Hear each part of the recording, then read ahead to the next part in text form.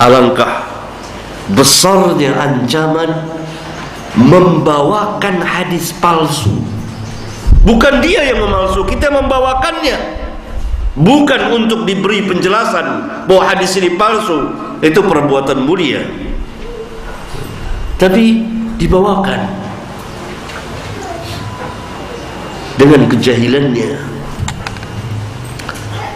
Dia dimasukkan oleh Nabi SAW kepada salah satu dari para pemalsu itu, atau salah satu dari dua orang pemalsu, pembohong yang membuatnya, dan dia yang menyebarkannya. Dia turut menyebarkan kebohongan itu. Kan ada sabda Rasulullah SAW, "Kafa bil mar'i kadhiban ay yuhadditha bi kulli ma sami'a." Cukup seorang itu dianggap berbohong kalau dia menceritakan segala sesuatu yang dia dengar. Karena yang didengar oleh kita ada berita yang benar, ada berita yang bohong. Kalau kita ceritakan semuanya, maka kita akan terjerumus dan masuk ke dalam kebohongan. Karena itu berita cerita harus disaring. Mana yang benar saja yang boleh kita ceritakan, yang bohong tidak boleh kita ceritakan kecuali untuk menjelaskan kepalsuan dan kebohongannya. Ancaman yang sangat mengerikan. Berapa banyak dari para ustaz, para dai, para khutbah di mimbar-mimbar, di madrasah, di pesantren, di masjid-masjid, di tulisan-tulisan membawakan hadis-hadis palsu dengan kejahilan mereka.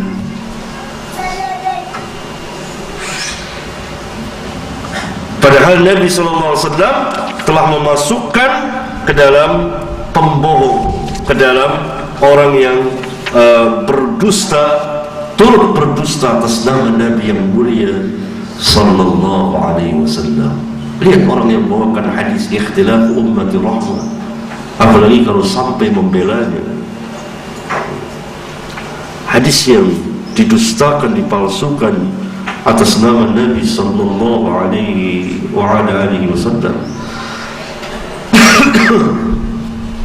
Ya, gimana orang-orang yang membawakan hadis-hadis palsu tentang cincin batu akik, tuh akik, batu akik, ya. Dibuatlah hadis-hadis palsu tentang cincin akik, bahwa batu akik itu barokah dan lain-lain. Walhasil ratusan ribuan jumlah, dan sebagian itu beredar di negeri kita,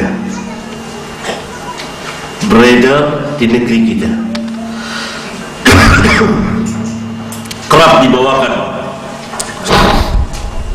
bukan untuk dijelaskan kepalsuannya, tapi untuk berdalil, untuk berhujjah dengan hadis palsu.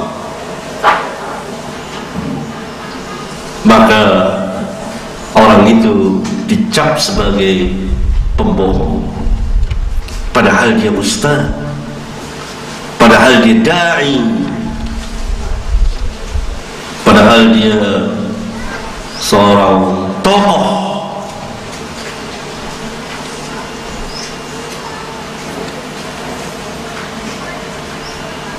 Tapi menurut Nabi SAW dia pembohong. Kan jelas hadisnya.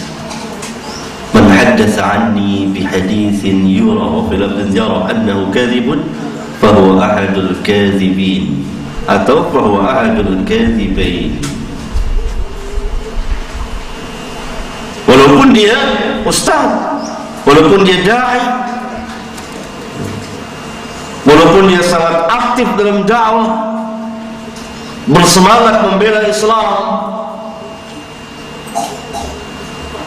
tapi keluar dari lisannya hadis-hadis palsu atas nama Nabi SAW, maka dia adalah pendusta atau pembohong.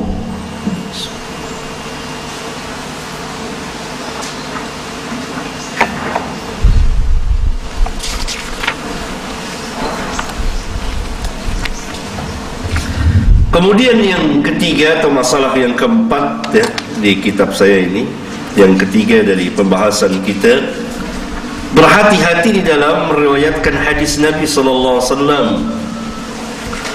Kemudian penjelasan tentang beberapa kesalahan di dalam meriwayatkan hadis. Kemudian penjelasan tentang hukum meriwayatkan dan mengamalkan hadis dhaif untuk fadailul a'mal, keutamaan amal, targhib dan tarhib dan lain-lain. Berdasarkan sabda Rasulullah sallallahu alaihi wasallam, "Iyyakum wa kasratal hadits anni." Awaslah, hati-hatilah kamu dari banyak-banyak menceritakan hadis dariku.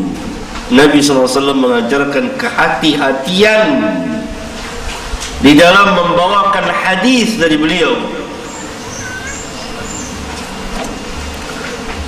Jangan sampai terjadi kesalahan. Bukan tidak boleh meriwayatkan hadis-hadis yang banyak, tidak. Intinya hati-hati, hati-hati. Nanti kamu serampangan dalam membawakan hadis. Kenapa? Faman qala alayya falyakul haqqan aw sidqan, kata Nabi SAW. Barang siapa yang mengatakan atas namaku, jadi menyandarkan sesuatu atas namaku, maka hendaklah dia mengatakan yang hak atau yang benar. Wa man taqawwala alayya ma lam aqul falyatabawwa maq'adahu minan nar. Karena barang siapa yang mengada-adakan omongan, perkataan yang tidak pernah, yakni atas namaku, yang tidak pernah aku ucapkan, maka dipersilahkan dia untuk menempati tempat tinggalnya di neraka. Juga ancaman yang sangat mengerikan, dan ini diulang-ulang terus oleh Rasulullah SAW. Iyyakum wa kasratal hadits anni. Awas, hati-hati meriwayatkan hadis-hadis yang banyak dariku. Salah-salah kamu berdusta atas namaku, menyandarkan sesuatu atas namaku yang tidak pernah aku katakan, maka risikonya adalah an-nar,